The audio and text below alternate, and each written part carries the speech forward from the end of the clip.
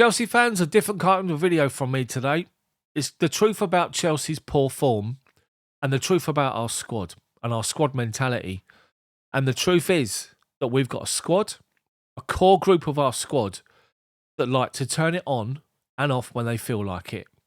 They like to go hot and cold, or they blow hot and cold when they feel like it.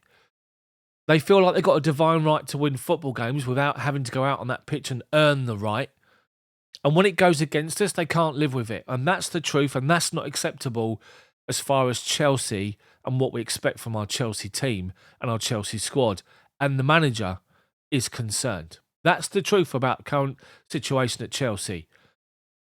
Whether you like it or not, that's the truth about it. We've got players playing not in their natural positions. We've got players that are playing that shouldn't be playing. We've got players that should be playing that are not playing. And I'm going to get into it. I normally do a 5-minute news video, but I'm just irate at the situation now. I've had enough. I've done a video before the World Cup talking about Graham Potter, please give me 4-3-3 formation. He's given it to me. Last 2 games has been promising with the formation. The players, not so. Anyway, let's get into this. So, Frank Lampard had a problem in his second season and he got sacked. Thomas Tuchel come in that very first season, that 6 months, which took us to the Champions League victory, was amazing. The season after, struggled. Beginning of this season, struggled. Graham Potter's come in. First couple of games was good.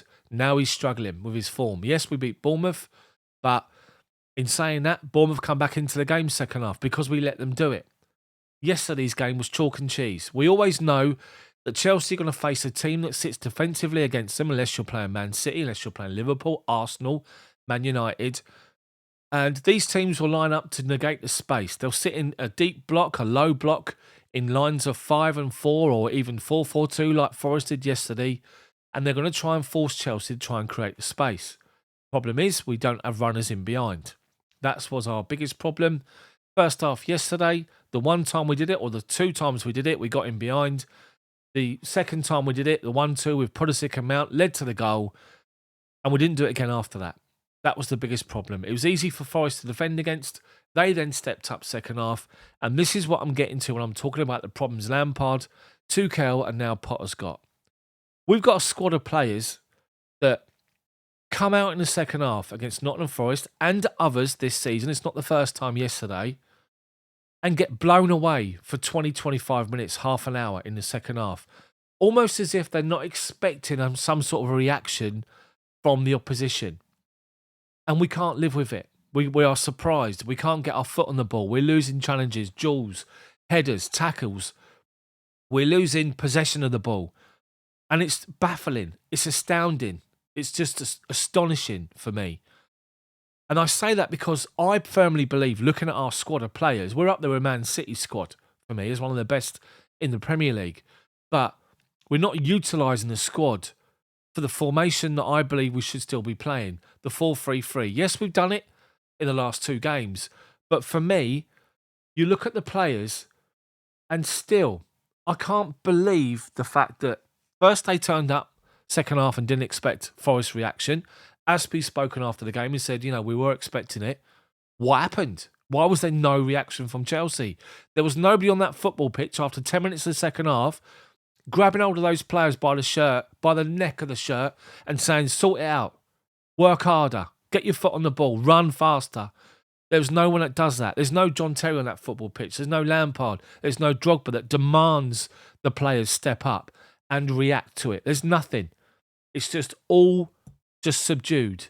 And we allow it to happen because we got a squad and a core of that squad that have done it for 3 seasons. And it's unacceptable. Completely unacceptable. Now, I said it wasn't the first time this season. It's happened other times. We just switch off. We switch off where we should be going forward and we should be on the front foot and we should command the same respect from the players that we've got available in our football team that Man City do, that Liverpool do, that Arsenal now do, that Man United are beginning to build under Ten Hag. We don't have that. People look at us and think flimsy. Let's go after them. Let's really go at them because they won't be able to live with it. And they're right. And that's been the problem leading up to the World Cup. It's been the problem yesterday against Forest. Yes, we beat Bournemouth, but again, Bournemouth had a spell in the game where the same thing happened. The same thing happened. Now, I'm talking formation. I'm just going to do this video, by the way, without cutting it, editing it. I'm just going to get everything out of my mind and just blur in this video because I feel like I need to. And hopefully you guys will respond to it. Anyway, you look at the players at the World Cup, Pulisic, Ziyech, those two in particular. Now, both players hardly got a look in under Potter before the World Cup. Maybe Pulisic a little bit more than Ziyech. They go away to the World Cup and they're almost like the main men, the main stars, the main attraction in their squads. And Pulisic feels the backing of his manager, of his country, and he thrives on it. In the World Cup, he was on the front foot. He was attacking people. He was trying to beat them. He was trying to get past them. He hardly ever come in sideways. Yesterday against Forest, Pulisic starts out on the byline, left-hand side. You give him the ball, he comes into an already crowded midfield and just runs into trouble. When did you see Pulisic take someone on one-on-one and go past people at will? Maybe once or twice in a game, maybe 3 times at most, over the course of 90 minutes. That's not acceptable. For America, he does that all the time. And it's a different player for America than it is for Chelsea. We need the Pulisic for the States playing in the blue shirt for Chelsea. But for me at the moment, he doesn't even start. He shouldn't be starting the game. Because who should start on that left-hand side is Raheem Sterling, who says, I am a left-sided attacker. But we keep continuing playing him on the right-hand side. Stick him on the left. Against Man City, stick him on the left-hand side of a front three.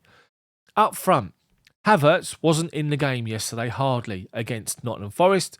Can't play there in these sort of games at the moment where we're looking to try and string a run of results together. Don't put him there. Drop him deeper. Take him away from the attacking line and start up front with Aubameyang. Aubameyang's got natural instinct and movement as a striker, a natural finishing instinct, and someone that looks to link the play up. Stick him through the middle, Sterling on the left-hand side, and on the right-hand side up front against Man City, Hakim Ziyech. Look at Ziyech from Morocco. Again, the main man, backed by his manager. Expectation from his country, and he delivered for Morocco. Yes, there might be times in games where he sort of disappears, but when he gets that ball, he makes things happen. He got on for 20 minutes yesterday, and he a whisker away from Aubameyang's head to try and get a winner. Brilliant ball. Him and Aubameyang have got a relationship there. You can see it, the movement. He looks up, he knows where he is, and he finds him. That could be what unlocks the door against Man City. That's what's got to play Hakim Ziyech.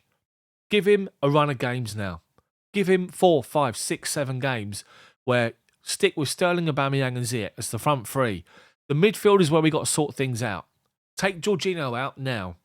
Jorginho is great at possession. He's great at making himself available for the defensive line when they're being pressed as the out ball. He's fantastic at that. That's what he does. But he's not dynamic enough at the moment in the Premier League for what we need in this Chelsea team to push forward to top 4. Jorginho's got to come out of that midfield. He has to come out of it.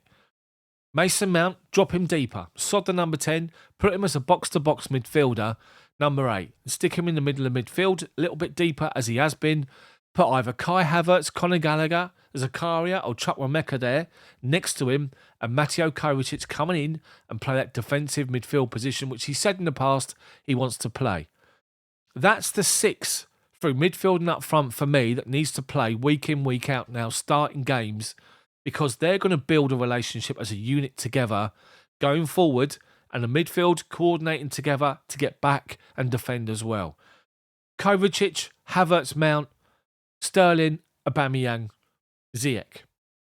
Defensive line, we can't do anything about it because of the injuries to Reece James and Ben Chilwell.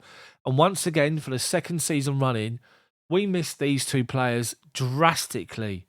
Cucurella does a job, but he's no Ben Chilwell, let's be honest. Koulibaly and Thiago Silva are doing what they're doing. Silva's just amazing still. But for him, my God. Will you go Chalobah next to Silva? But he's going to use the experience of Koulibaly at the moment, so stick with those 2. And maybe go Chalobah as a right wing back. Maybe go Chalobah as a right back. Sod the right wing back bit. I won't even edit that out. I'll leave it in because it's just a complete mistake. I'm all over the shop. Aspi does a job defensively. If you're playing against Man City, you play Aspi because you want him to defend. But if you're playing against the likes of Nottingham Forest, if you're playing the likes of your Brightons and people like that, stick Chalobah there. He can do the job there.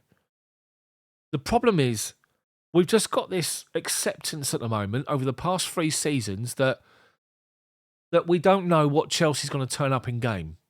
Whereas before, we were a well-oiled machine. We knew what we were doing. People feared playing against Chelsea. People frustrated us by sitting defensively, but we always could unlock the door. Now we haven't got that creative midfielder to do that. We need a creative midfielder big time. We need a striker to put the ball in the back of the net. We need to play players in their right positions, and we need a different mentality at this football club, because what we've had over the last 3 years is not good enough. It's not acceptable. It's disgusting. And that's the truth about Chelsea's poor form. And hopefully you agree with me. Thank you for watching. I know it's a longer video than normal. No fancy lighting, no fancy editing. I just have to get this out. But hopefully you agree. Let me know what you think in the comment section. Drop a like, subscribe to the channel. I'll see you guys tomorrow. See you later.